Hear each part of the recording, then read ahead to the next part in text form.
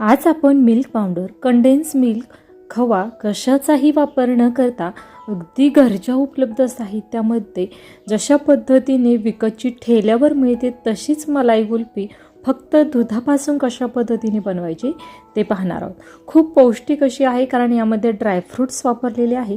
त्याचबरोबर या कुल्फीला स्ट्रक्चर पाहू शकता परफेक्ट आलेला आहे आणि घरच्या घरी देखील परफेक्ट कशा पद्धतीने बनवायची, दाणेदार व्हावी यासाठीच्या खूप साऱ्या महत्त्वाच्या टिप्स तुम्हाला या रेसिपीमध्ये सांगणार आहे. त्यामुळे आत्ताच रेसिपीला लाईक करा.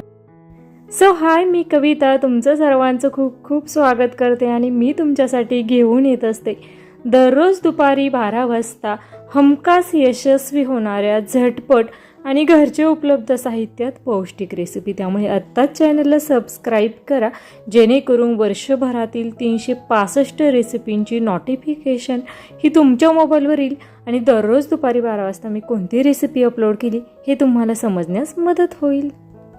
आज आपण फक्त दुधाचा वापर करून ठेल्यावर जशा पद्धतीची मलाई कुल्फी मिळते ती कशी तयार करायची ते पाहत आहोत. त्यासाठी कढईमध्ये तळाशी थोडंसं पाणी टाकायचं म्हणजे दूध करपत नाही यासाठी.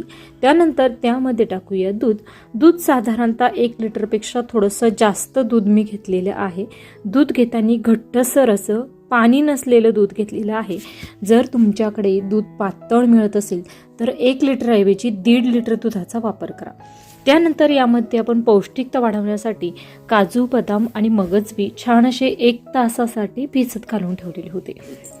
व्यवस्थित असे सोक करून घ्यायचे.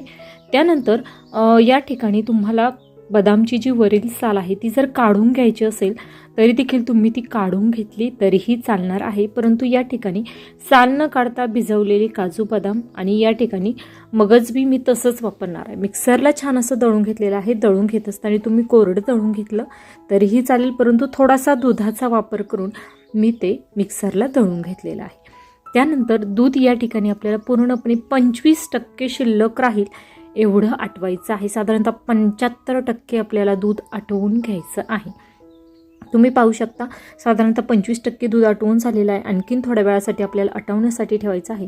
त्या अगोदर आपण जे काजू, बदाम आणि मगज बी मिक्सरला छान असं दळून घेतलं ते यामध्ये टाकणार आहोत. यामुळे कुल्फी दाणेदार होण्यास मदत होते.